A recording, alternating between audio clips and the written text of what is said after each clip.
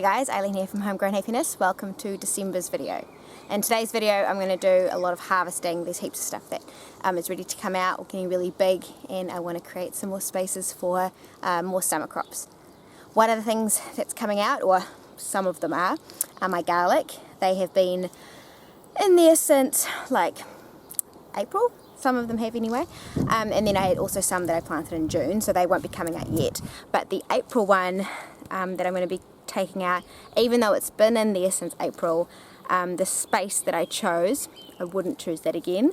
I chose it because it has, like, I thought it had the best sun in autumn, winter, spring, because it gets like in autumn to spring, nothing in winter, but like it gets like a smidgen of morning sun, and I thought that that was better than nothing, to have at least have that little bit of morning sun. And then I planted some in June in a place that gets nothing in winter and nothing for a very long time, but then come spring it just is just like so much sun, and that has done better than the stuff that gets a little bit for more of the year, if you know what I mean. So yeah, I'm not going to plant it again where I did last year.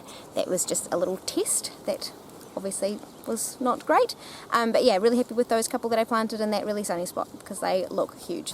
So the first thing I'm going to do now is remove the garlic, and I have some here that I pulled out a little while ago, and they're very small. They have formed little bulbs, I can feel them, but yeah, really not big, so I'm hoping that I can find some bigger ones in this garden bed. And rust definitely hit, and that's okay because it actually was quite late. It only came in the last month, so I'm not complaining too much. I'm always complaining a little bit.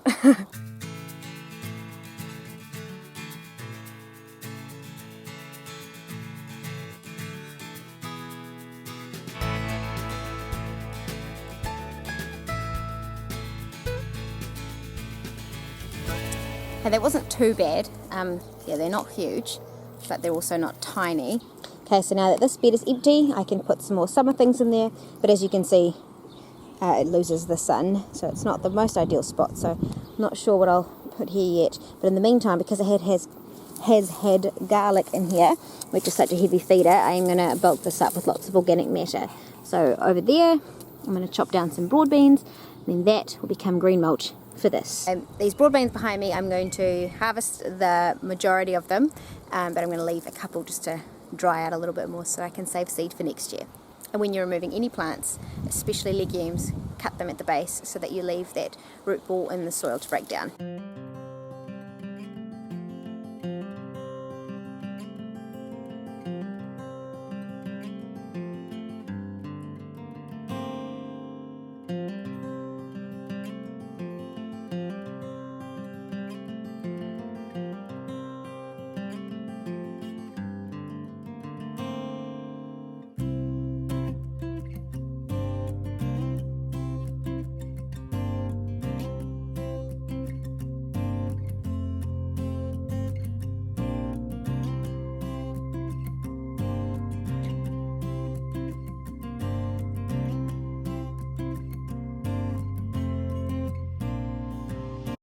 Okay, that's most of the broad beans gone, and now this bed is just pretty much empty, except it's got asparagus along the edge and then an artichoke as well. And I've just left one broad bean plant in there with a few beans on it because I want to save those for seeds. So I'll just wait till they brown off and then, yeah, take the seeds. And now all the green waste, all the cuttings that I've got down here, I'm going to chop those and then put them in the garlic bed, and then they can just take their time and break down.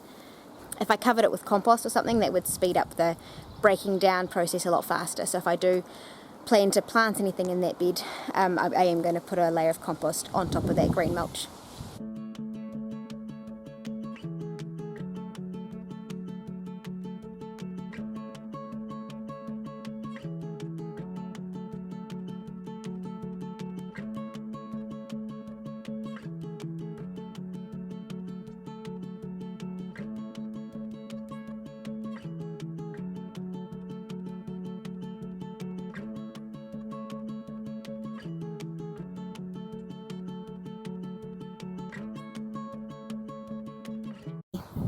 Disease-free spent plants just chop them up and put them back onto the soil, and yeah, use them as a green mulch. Just let them dry out and they'll just become a mulch for the plants to help conserve moisture, or cover it with compost, and then they'll break down and become organic matter for your soil.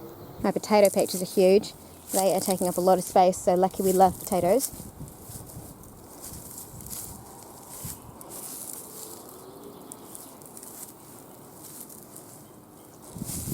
And here is the corn and the kumara, and this corn's very close together, so I'm probably going to have to move some of them, but I've just left them for now.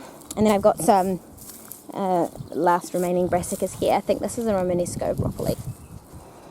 And yeah, the white butterfly is around, so I'm picking off caterpillars as I see them, but look what a good job I'm doing. So we'll just see how they go.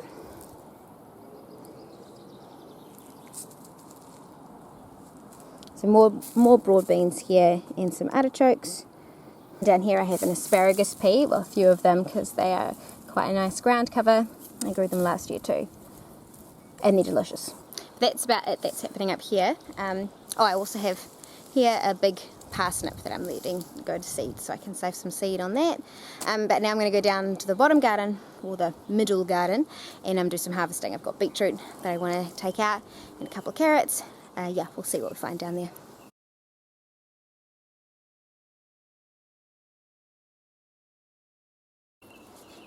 So in this garden here I have beetroot and carrots that I sowed back in September. The carrots are still getting a little bit bigger. I'll just thin some today, but the beetroot are about ready to come out. Some of them are starting to bolt.